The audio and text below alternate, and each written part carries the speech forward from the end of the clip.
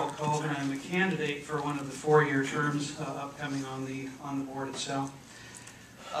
As I've tried to uptake the proper amount of information to be a decent candidate for office, you can imagine the things I'm hearing.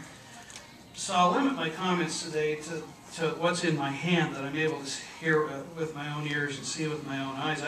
I do actually have that survey here in hand that Mr. Frakes was referring to. And he's referring to question 33. The survey itself, as I read it, is everything that it purports to be, save that question only. But I would remind the staff and the board that government entities do not have constitutionally mandated free speech rights. As a government entity, you just have to stay within the bounds of the law. And I'd also remind those with legal backgrounds about the reasonable person standard that's in the law. And the reasonable person standard tells me that question number 33 did not belong in a government-funded, perfectly reasonable public survey. It was indeed a push-poll question designed to influence the outcome of an election.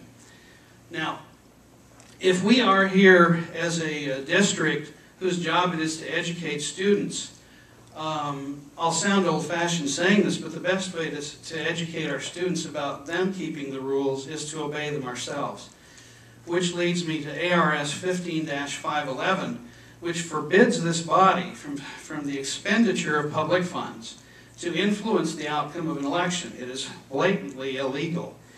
And that survey, I believe, violated that section of state law by any reasonable person standard.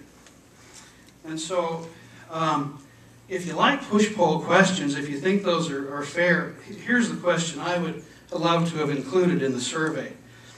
Mr. and Mrs. Survey participant, this survey is to nominally 600 households at a cost of $26,500, or nominally $44 per successful contact.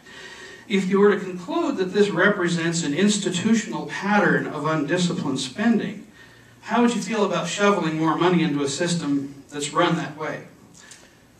Members of the board and the administration, 30 seconds.